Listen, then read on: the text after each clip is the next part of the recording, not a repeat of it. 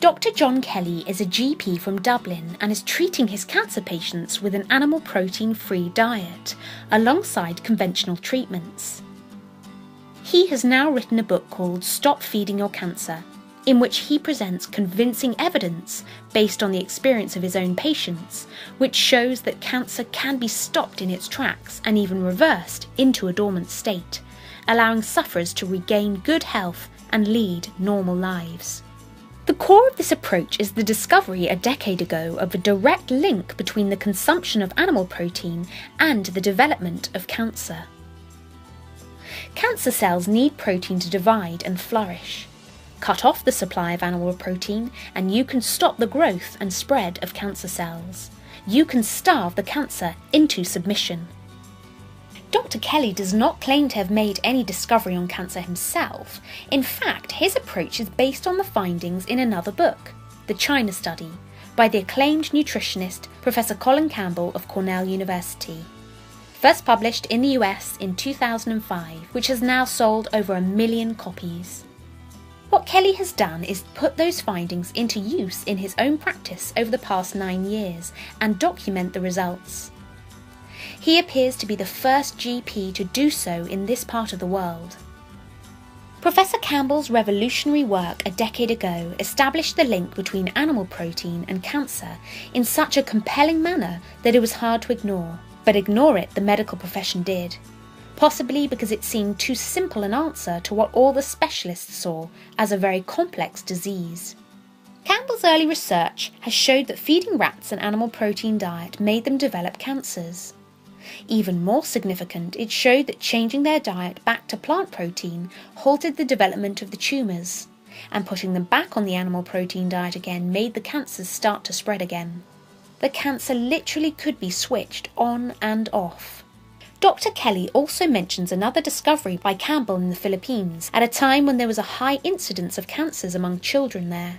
What Campbell noticed was that children from poorer families, the vast majority, usually recovered from the disease, but children from better off families usually died. The difference was diet.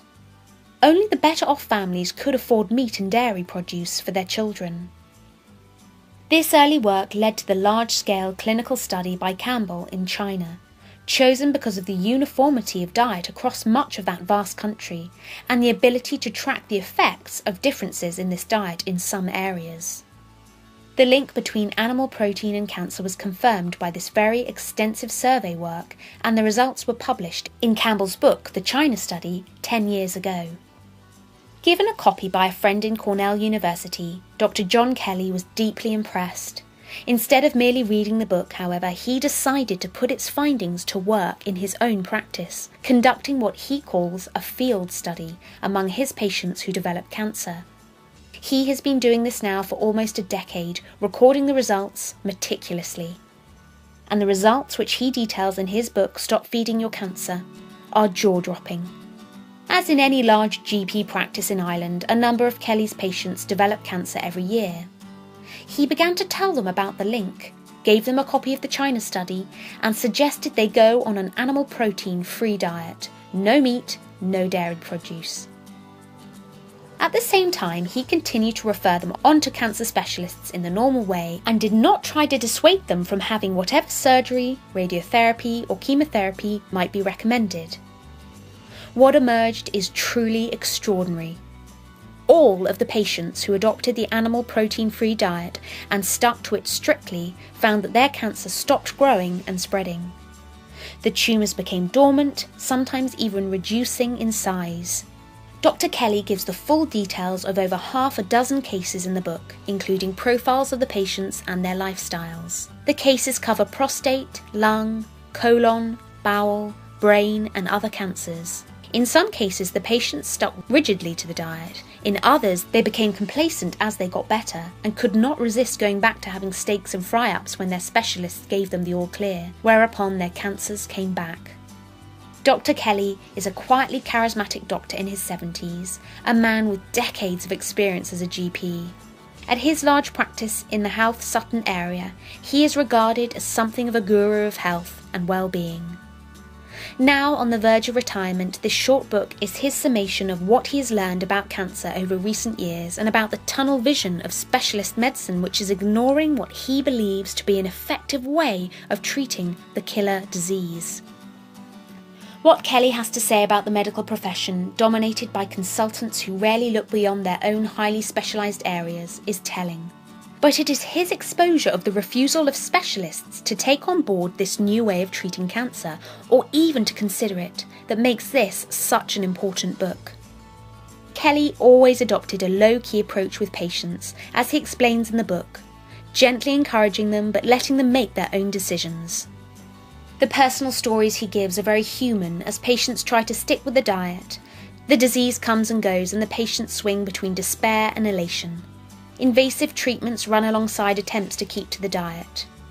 No two cases are the same, but what the cases in the book show consistently is that an animal protein-free diet can beat cancer. Dr. Kelly's book shows him to be a widely read and philosophical doctor who believes in a holistic approach to medicine. He is at once scrupulously scientific and completely open-minded. He is naturally sceptical and hesitant in coming to conclusions, but his experience with his cancer patients has made him passionately convinced that the animal protein-free diet is the answer. He is well aware that a field trial run in one GP's practice, even a large practice over a decade, cannot be taken as conclusive, and that clinical study needs to be done on a national or even international basis. In the book, he calls for such research. In fact, his main motivation for writing the book is the disinterest he has faced from consultants and oncology specialists in the past few years, who are dismissive of the diet theory to the point of being insulting. They stick with their surgery and radiotherapy and chemotherapy, even though in many cases it either does not work or offers only limited time. They regard a dietary solution as simplistic or as flaky alternative medicine. What would a mere GP know? After all, they are the experts. But that is exactly the point raised by this book. How blinkered are our specialists? Maybe they have become so specialised they can no longer see something that is outside their own area of expertise. Maybe it takes the broad, open-minded approach of the GP, especially of a GP of vast experience like Dr. John Kelly, to see what is obvious. If this book manages to shake our highly paid medical elite out of their complacency, it will have succeeded. It presents a challenge to the cancer specialists of this country, one which they have so far tried to ignore rather than answer. It is a remarkable achievement by one doctor who has not forgotten his Hippocratic oath. If you enjoyed this video, I would be so grateful if you could give it a like, share it with anyone who might need to hear this message, and please subscribe for more upcoming videos.